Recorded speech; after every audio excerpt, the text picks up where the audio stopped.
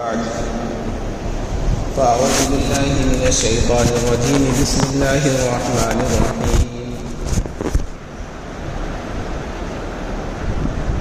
فادعوا الله مخلصين له الدين ولو كره الكافرون صدق الله العظيم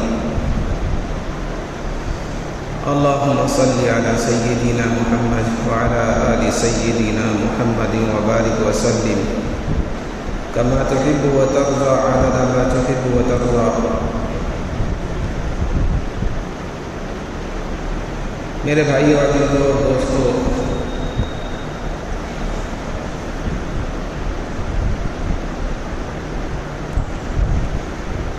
اس سے پہلے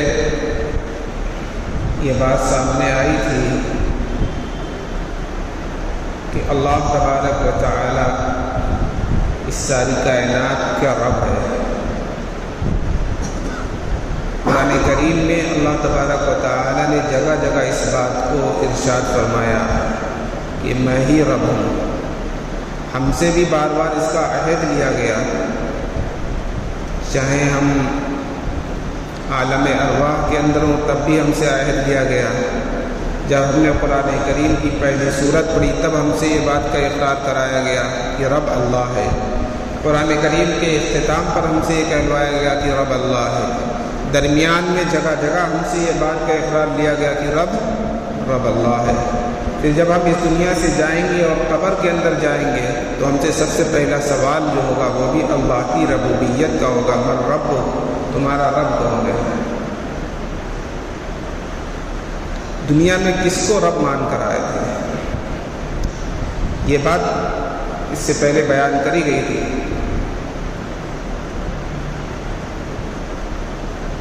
اب اس کے ساتھ ساتھ ملتی جلتی ایک بات اور کہ جب ہم اس بات کو تسلیم کرتے ہیں کہ رب اللہ ہے، وہ کون سے اعمال ہیں یا وہ کون سی بات ہے کہ ہم اللہ تبارک و تعالی کو ماننے کے باوجود بھی ہم اس بات کو تسلیم کریں کہ اللہ ہمارا خالق اور مالک ہے، پھر بھی انسان اہل ایمان کے فہرست سے نکل جاتا ہے. وہ کون سے اعمال ہیں جس کو ہم کہتے ہیں شرک کرنا؟ اس کو بھی سمجھنا ضروری ہے. جس طرح سے اللہ کی ربوبیت کا عقیدہ رکھنا ہمارے لیے ضروری ہے، ایسے ہی اس عقیدے کو خالص کرنا اللہ کے لیے یہ بھی ہمارے لیے ضروری ہے. اگر ہم اللہ کو اپنا خالق اور مالک کو تسلیم کرتے ہیں، اللہ کو اپنا رب تو تسلیم کرتے ہیں، لیکن ساتھ ساتھ اللہ کے علاوہ دوسروں کو بھی اپنا خالق سمجھ رہے ہیں، دوسروں کو بھی اپنا رب سمجھ رہے ہیں، دوسرے کو بھی اپنی بگڑی بنانے والا سمجھ رہے ہیں، دوسرے کے بارے میں بھی ہمارا یہ عقیدہ ہے کہ ہماری حاجت کو پورا کریں گے، ہماری ضرورت کو پورا کریں گے، ہماری مصیبت کے وقت ہمارے کام آ جائیں گے، تو پھر ہم یہ اللہ کی ذات میں شریک کرانے والے ہیں. ہم پھر خالص ایمان والے نہیں ہیں، خالص اللہ تبارک و تعالیٰ کو ماننے والے نہیں ہیں. اس لیے ہمیں شرک کا بھی علم ہونا چاہیے. شرک کیا چیز ہے؟ شرک کسے کہا جاتا ہے؟ اس لیے کہ قرآن کریم کے اندر اللہ تبارک و تعالیٰ نے اس بات کا تذکرہ کیا ہے. جو اس دور کے مشرکین تھے، جن کو ہم مشرکین مکہ کہتے ہیں، اس دور میں جو مشرکین تھے ان کا بھی یہی عقیدہ تھا، خالق اللہ ہے، مالک اللہ ہے، پیدا اللہ نے کیا ہے، زمین کو اللہ نے بنایا ہے، آسمان کو اللہ نے بنایا ہے، سارے کام اللہ تبارک و تعالیٰ نے کیے. ان کا یہ عقیدہ تھا. قرآن کریم میں اللہ تعالیٰ نے اس کا تذکرہ کیا، قُلْ لِمَنِ الْأَرْضُ وَمَنْ فِيهَا إِن كُنتُمْ تَعْلَمُونَ سَيَقُولُونَ لِلَّهِ. اے نبی جی آپ ان سے پوچھئے، آپ فرمائیے زمین کو کس نے بنایا ہے؟ ضرور یہ لوگ یہی بات کہیں گے اللہ ہی نے بنایا ہے. قُلْ مَنْ بِيَدِهِ مَلَكُوتُ كُلِّ شَيْءٍ وَهُوَ يُجِيرُ وَلَا يُجَارُ عَلَيْهِ إِن كُنتُمْ تَعْلَمُونَ. اس کا مفہوم یہ ہے کہ آپ ان سے پوچھئے زمین کے اختیارات کس کے پاس ہیں، کون مالک ہے، کون اختیار والا ہے؟ وہ یہی کہیں گے اللہ کے پاس ہے، اللہ ہی مالک ہے. قُلْ مَنْ يَرْزُقُكُم مِّنَ السَّمَاءِ وَالْأَرْضِ أَمَّن يَمْلِكُ السَّمْعَ وَالْأَبْصَارَ ومن يخرج الحي من الميت ويخرج الميت من الحي ومن يدبر الامر فسيقولون الله فقل افلا تتقون. آپ ان سے فرمائیے، آپ پوچھئے کون ہے آسمانوں کا مالک، کون ہے زمینوں کا مالک، کون ہے آسمانوں زمینوں کا مالک، کون ہے جو روزی دے رہا ہے تمہیں، کون آسمانوں سے روزی اتار رہا ہے، کون زندے کو مردے سے نکالتا ہے، مردے کو زندہ سے نکال دیتا ہے. تو یہ کہیں گے اللہ ہی نے سب کچھ کیا ہے، اللہ ہی سب کچھ کرنے والے ہیں. تو یہ عقیدہ قرآن کریم نے ان کا تذکرہ کیا ہے، ان کا ذکر کیا ہے، اس عقیدے کو ذکر کیا ہے کہ وہ بھی اس بات کو مانتے تھے. سمجھ رہے کہ نہیں بات؟ وہ مشرکین، لیکن اس کے باوجود ان کو کیا کہا؟ یہ مشرک ہے. یہ کیا ہے؟ مانتے یہ سارے عقیدے تھے، لیکن اس کے باوجود ان کو کیا کہا کہ یہ کیا ہے؟ یہ مشرک ہیں. اور مشرک کے بارے میں اللہ تعالیٰ نے ایک فیصلہ اور ایک قانون بنا دیا، ان اللہ لا یغفر ان یشرک بہ ویغفر ما دون ذلک لمن یشاء.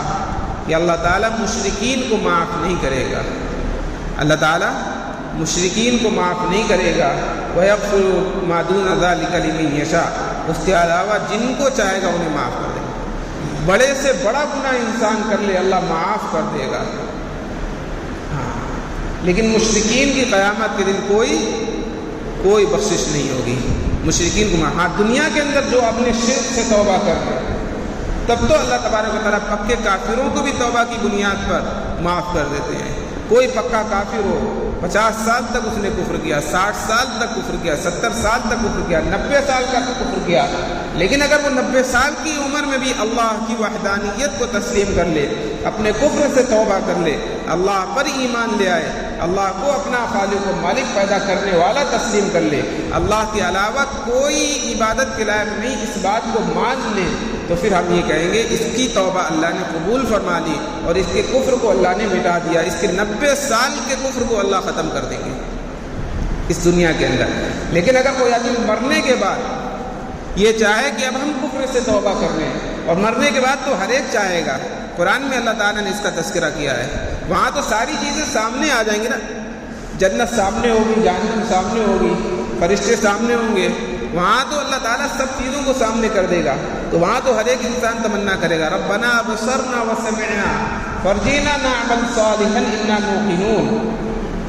اے ہمارے رب ہم نے دیکھ لیا، ربنا ابصرنا وسمعنا ہم نے سن لیا، فرجعنا ہمیں آپ واپس لوٹا دیجیے، اب دوبارہ دنیا میں بھیج دیجیے، نعمل صالحا اب ہم کیا کریں گے؟ نیک اعمال کر کے آئیں گے. انا موقنون اب ہم یقین دلاتے ہیں، ہم یقینی بات کر رہے ہیں، پکی بات کر رہے ہیں، بالکل کوئی جھوٹی بات نہیں ہے. یقین کے ساتھ کہہ رہے ہیں کہ اب ہم نیک عمل کریں گے، ہم نے سب کچھ دیکھ اور سن لیا. لیکن کیا ہمیں موقع ملے گا دوبارہ؟ کسی کو دوبارہ موقع نہیں ملے گا. جو اس دنیا سے چلا گیا اس کے نامہ اعمال بند ہو گیا. جیسا نامہ اعمال گیا ہے ویسے ہی اسے قیامت کے دن اس کا نامہ اعمال اس کے ہاتھوں میں دے دیا جائے گا. جن کا دائنے ہاتھ میں دیا جائے گا وہ خوش و خرم ہوں گے، سب کو دکھائیں گے. من اوتي كتابه بيمينه فيقول هاؤم اقرءوا كتابيه. اور جن کے بائیں ہاتھ میں ملے گا تو افسوس کر رہے ہوں گے. واما من اوتي كتابه بشماله فيقول يا ليتني لم اوت كتابيه ولم ادري ما حسابيه يا ليتها كانت القاضيه ما اغنى عني ماليه هلك عني سلطانيه. تو وہاں تو ساری چیزیں سامنے آ جائیں گی. وہاں جانے کے بعد کوئی توبہ نہیں ہے. توبہ کا دروازہ اللہ تعالیٰ نے اس دنیا کے اندر کھولے رکھا ہوا ہے. چاہے وہ معصیت سے توبہ ہو، شرک سے توبہ ہو، کفر سے توبہ ہو، جس سے توبہ کرنا چاہے انسان، بڑے سے بڑا گناہ کرنے کی توبہ کرے گا تو اللہ تعالیٰ اس کی توبہ کو قبول کر کے اس کے گناہ کو معاف فرما دیں گے.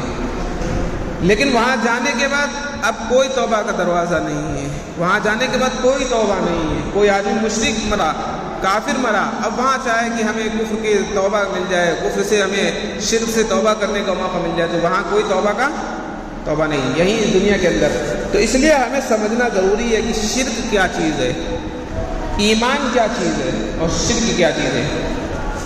اس کو ہم سمجھنے کے لیے اس بات کو سمجھیں کہ یہ سارے عقیدے تو وہ مشرکین مکہ کا بھی تھا کہ اللہ تعالیٰ ہی خالق ہے، اللہ تعالیٰ مالک ہے. قرآن کریم میں اللہ تعالیٰ نے اس چیز کو بار بار اس کا تذکرہ کیا ہے اور اس چیز کو بیان کیا ہے، بتلایا ہے کہ کہ آپ ان سے پوچھیں گے، یہ سوال کریں گے، وہ کہیں گے اللہ ہی نے کیا ہے. آپ کہیں گے زمین کس کی ہے، وہ کہیں گے اللہ کی ہے. آپ کہیں گے آسمان کس نے بنایا، وہ کہیں گے اللہ نے بنایا. آپ پوچھیں ان سے کون تمہیں روزی دے رہا ہے، وہ کہیں گے اللہ ہی روزی دے رہا ہے. آپ پوچھیں تمہیں کس نے پیدا کیا، وہ کہیں گے اللہ نے ہمیں پیدا کیا ہے. لیکن ان ساری باتوں کو ماننے کے باوجود بھی مشرکین کیوں ہیں؟ کیوں اللہ نے کہا کہ یہ کیا ہے، یہ مشرک ہیں؟ اس بات کو سمجھنا ضروری ہے کہ ساری چیزیں مانتے تھے پھر بھی مشرک کیوں ہیں. اصل میں اس کو ایک مثال سے سمجھیں. اصل میں ان لوگوں نے اللہ تبارک و تعالیٰ کی جو حکومت ہے اور اللہ تبارک و تعالیٰ کا جو نظام ہے، اس نظام کو دنیاوی حکومت کے اوپر تصور کر رکھا ہے. وہ یہ سمجھتے ہیں کہ جس طرح سے دنیا کا یہ نظام چل رہا ہے اور جس طرح سے دنیا کے انتظام میں جو ملک کا بادشاہ ہوتا ہے وہ غیروں کا محتاج ہوتا ہے. سمجھ رہے؟ ملک کا جو بادشاہ ہے وہ سارے اختیارات کا تو مالک ہوتا ہے، لیکن سارے اختیارات خود کر نہیں سکتا. وہ ان اختیارات میں دوسروں کا محتاج ہوتا ہے. اس ملک کو چلانے میں دوسروں کا محتاج ہوتا ہے. ایسے ہی وہ سمجھتے تھے کہ سب کچھ کیا تو اللہ تبارک و تعالیٰ نے ہے، لیکن اللہ تبارک و تعالیٰ اس اتنی بڑی کائنات کو تنے تنا نہیں چلا رہے ہیں. اس میں اللہ تبارک و تعالیٰ نے اپنے لیے کیا کر رکھے ہیں؟ شرکا بنا رکھے ہیں. اب ہم دیکھتے ہیں دنیا کی حکومت کس طرح سے چلتی ہے. پہلے ہم اس بات کو سمجھے دنیا کی حکومت چلتی کس طرح سے ہے، تب ہمیں بات سمجھ میں آئے گی. اور تب ہمیں یہ بات سمجھ میں آئے گی، تب ہمارا ذہن اس طرف جائے گا کہ ہاں لوگ اس طرح سے کہہ رہے ہیں. ایمان والے بھی یہ باتیں کرتے ہیں کہ نہیں کرتے، اب خود فیصلہ کریں گے. دنیا کی حکومت چل رہی ہے. دیکھو دنیا کا جیسے کوئی صدر ہوتا ہے، ملک کا کوئی صدر ہے. جیسے ہمارے ملک کے اندر پرائم منسٹر ہے، تو اصل تو پرائم منسٹر ہے جو ملک کا، جس کو ہم کہیں گے ملک کا بادشاہ ہے. لیکن وہ ملک کا جو بادشاہ ہوتا ہے وہ ایک ادنا آدمی سے ملنے کے لیے، ایک عام آدمی سے ملنے کے لیے، اب جیسے ہمارے ملک کا جو بادشاہ ہے وہ تو دلی کے اندر بیٹھے ہوئے ہیں. انہیں کیا پتا کہ کیا ہو رہا ہے قنوج کے اندر، کون آدمی بھوکا ہے، کون پیاسا ہے، کون آدمی کس سے کس کی لڑائی ہو رہی ہے، کس نے کس پر ظلم کر رکھا ہے، کون کس کی زمین کو ہڑپ کر رہا ہے، کون کس کے مال کو ناجائز طور پر لے رہا ہے، کون چوری کر رہا ہے، کون ڈکیتی کر رہا ہے. انہیں کچھ اس کا علم نہیں ہے.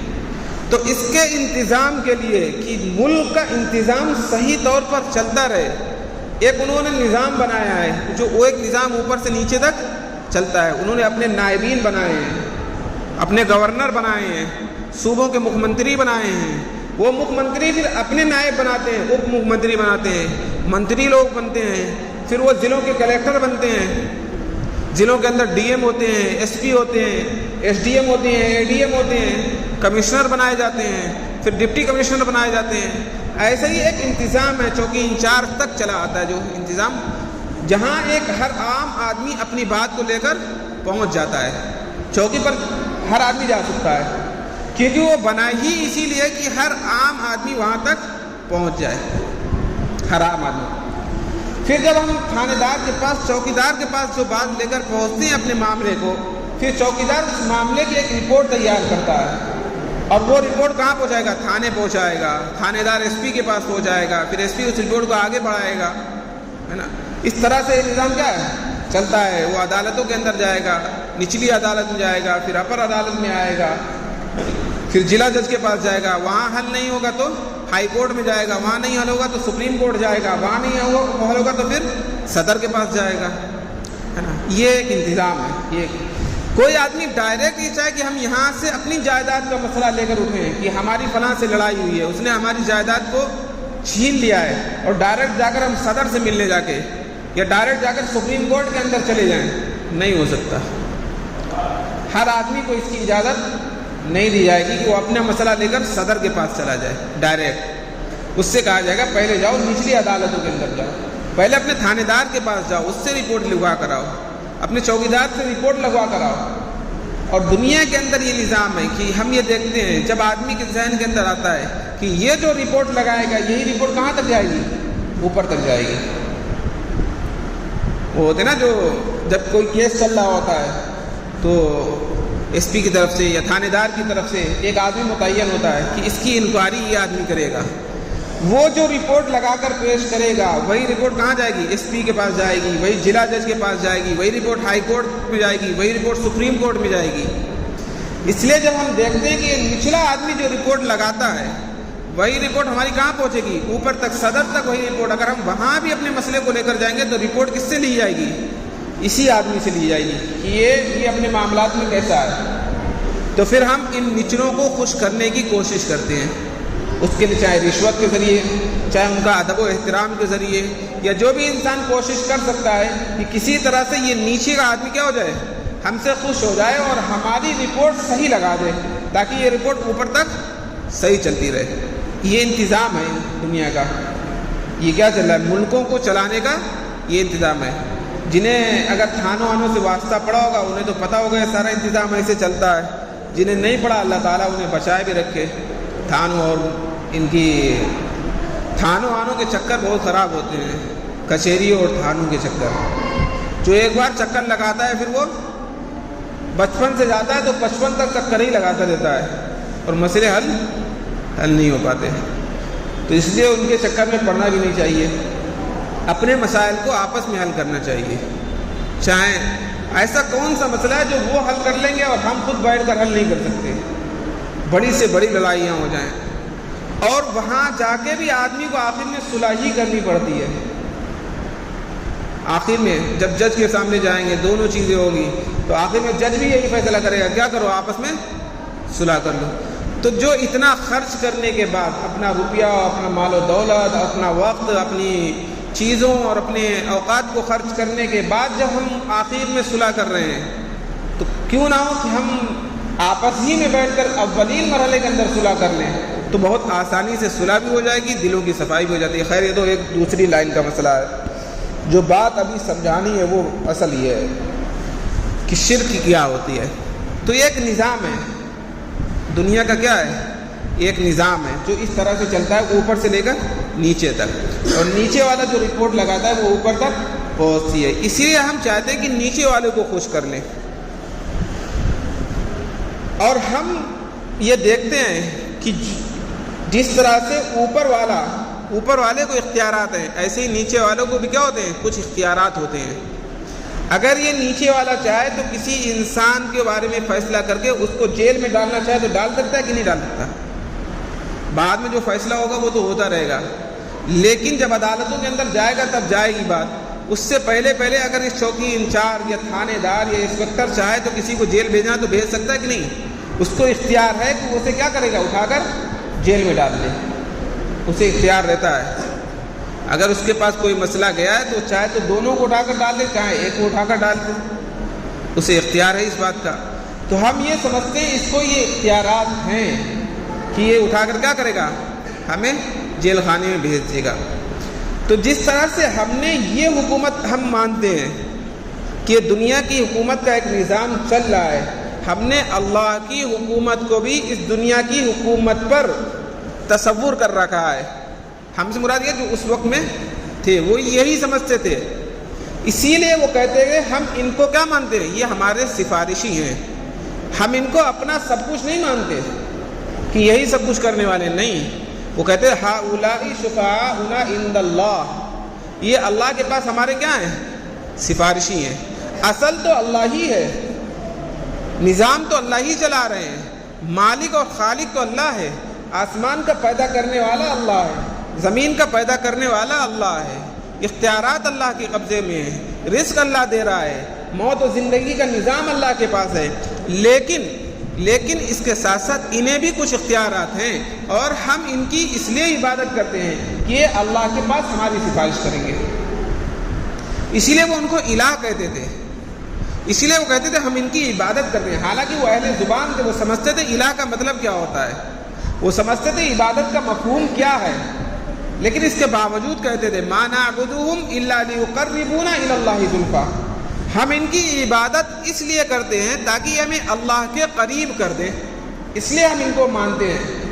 ہم ان کو سب کچھ مان کر ان کی عبادت نہیں کرتے کہ یہی سب کچھ ہے ہمارے لیے, نہیں, بلکہ ہم ان کو کیا مانتے ہیں, ہم ان کو اس لیے ہم ان کی عبادت کر رہے ہیں، ہم ان کے سامنے اس لیے اپنا سر جھکا رہے ہیں، ہم ان کے سامنے اس لیے سجدہ کر رہے ہیں، ہم ان سے اس لیے حاجتیں پوری کروانے کی منتیں اس لیے مار رہے ہیں لِيُقَرِّبُونَا إِلَى اللَّهِ زُلْفَىٰ، تاکہ یہ ہمیں کیا کریں گے، اللہ سے قریب کر دیں گے۔ ہم ڈائریکٹ اللہ تک نہیں پہنچ سکتے ہیں، ہماری مجال نہیں ہے کہ ہم اللہ تک پہنچ سکیں، ہماری اوقات نہیں ہے کہ ہم اللہ تک پہنچ سکیں، اس لیے ہم ان کو کیا بنا رہے ہیں، اپنا واسطہ بنا رہے ہیں۔ یہ قرآن کریم میں ان کا ایک نظریہ پیش کیا ہے، ایک ان کا مزاج قرآن کریم کے اندر اللہ تبارک و تعالیٰ نے ان کو پیش کیا ہے۔ اس بنیاد پر اللہ تبارک و تعالیٰ نے ان کو کیا کہا ہے، ان کے بارے میں فیصلہ کیا کیا ہے، یہ مشرکین ہیں، یہ کیا ہیں، باوجود وہ اللہ کو خالق و مالک مانتے تھے، وہ زمین و آسمان کا پیدا کرنے والا مانتے تھے، وہ انسان کو روزی دینے والا مانتے تھے، لیکن وہ کہتے تھے ہم ان کی بھی عبادت کریں، اس لیے کہ ہم ڈائریکٹ اللہ کو نہیں مل سکتے۔ آج ہمارے سامنے بھی اہل ایمان یہی مثالیں پیش کرتے ہیں، اہل ایمان ہمارے سامنے یہی باتیں کرتے ہیں، اور ہم سے کیا کہا جاتا ہے، جب ہم کسی سے توحید کی بات کرتے ہیں، اللہ کی ربوبیت کی بات کرتے ہیں، اور ہم کہیں کسی غیر کے سامنے سجدہ کرنا ہے، یہ اللہ کی ذات میں شریک ٹھہرانا ہے، کسی غیر کے سامنے سجدہ نہیں کیا جا سکتا، تو ہمیں کیا مثالیں دی جاتی ہیں، ٹی ایم کے پاس جاؤ گے تو ڈائریکٹ نہیں پہنچ سکتے، ایس پی کے پاس جائیں گے تو ڈائریکٹ نہیں پہنچ سکتے، پردھان منتری سے ملنا ہو تو ڈائریکٹ نہیں مل سکتے، پہلے واسطہ بنانا پڑے گا، پہلے کیا کرنا پڑے گا، واسطے بنانا پڑیں گے، پہلے اپنے واسطوں کو جوڑنا پڑے گا، پہلے چپراسیوں سے ملنا پڑے گا، مکھ منتری سے ملنا ہے پہلے منتری سے رابطہ قائم کرنا پڑے گا، اس سے نیچے ان کے ادھیکاری ہوں گے ان سے رابطہ کرنا پڑے گا، پھر جا کر مکھ منتری اور پردھان منتری سے جا کر ملاقات ہوگی۔ یہ دنیا کے نظام پر اللہ کے نظام کو ہم نے کیا کر لیا ہے، تصور کر لیا ہے، اس لیے ہم کیا کر رہے ہیں، شرک کی طرف جا رہے ہیں، حالانکہ اللہ تبارک و تعالیٰ کا نظام تو اس سے بہت کیا ہے، وسیع ہے۔ دنیا کا نظام اس لیے ان لوگوں نے قائم کر رکھا ہے، اس لیے کہ ایک جو صدر ہوتا ہے وہ عام آدمی کی بات کو نہیں سمجھ سکتا، وہ عام آدمی تک نہیں پہنچ سکتا، اسے نہیں معلوم عام آدمی کی ضرورت کیا ہے، کون آج رات میں بھوکا سو رہا ہے، کون بھرے پیٹ سو رہا ہے، کس کے پاس رات میں اوڑھنے کے لیے لحاف ہے، کس کے پاس اوڑھنے کے لیے لحاف نہیں ہے، کس کے پاس گھر ہے کیا نہیں ہے، عام صدر کو نہیں معلوم ہوتا، پردھان منتری کو نہیں معلوم ہوتا، کسی کو نہیں معلوم ہوتا کس کے گھر میں کھانے کو ہے کون کیا نہیں ہے، پردھان منتری کو نہیں معلوم کون بیمار ہے یا نہیں بیمار ہے، اس لیے اس نے یہ نظام بنایا ہوا ہے اوپر سے نیچے تک۔ ہم اس نظام کو اللہ کی ذات کے ساتھ جوڑ دیں گے تو یقیناً ہم شرک کے اندر مبتلا ہو جائیں گے، پھر ہمیں کوئی شرک سے بچا نہیں سکتا۔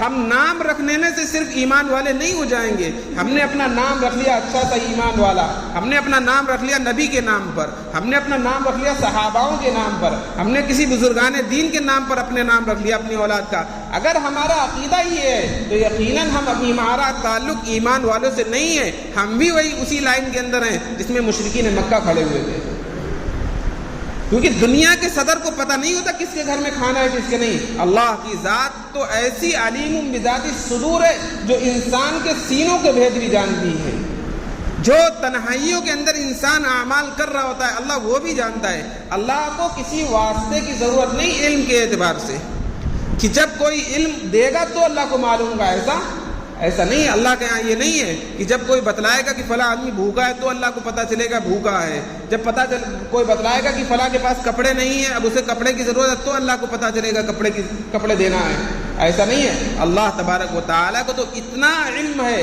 ایسا علم ہے کہ اگر کوئی تنہائیوں کے اندر، کوئی روایتوں کے اندر یہ بات آئی ہے، کالا پہاڑ کالی رات ہو اور اس پر کالی چیونٹی چل رہی ہے تو اللہ تبارک و تعالیٰ اس کالی چیونٹی کو بھی دیکھ لیتے ہیں کالی رات کے اندر کالے پہاڑ کے اوپر۔ ایسا علم اللہ تبارک و تعالیٰ کا، ایسا علم۔ تو میرے بھائیو عزیز اور دوستو، اگر ہم اللہ کے علم کو اور ہم اللہ کی ملکیت کو دنیا کی ملکیت پر تسلیم کریں گے تو یقیناً ہم کیا ہو جائیں گے، اپنے عقیدے سے منحرف ہو جائیں گے، اپنے عقیدے سے ہٹ جائیں گے، اس لیے کہ اللہ کا علم اور ہے، دنیا کے بادشاہوں کا علم اور ہے، اللہ کی حکومت اور ہے، دنیا کے بادشاہوں کی حکومت اور ہے۔ اس لیے ہم ان سب چیزوں کے اندر نہ پڑھ کر ان سب چیزوں سے اپنے آپ کو بچائیں۔ دنیا کے اندر مثالیں تو بہت ساری دی جاتی ہیں، ڈی ایم سے ملنا ہو تو اس سے ملنا پڑے گا، اس سے ملنا۔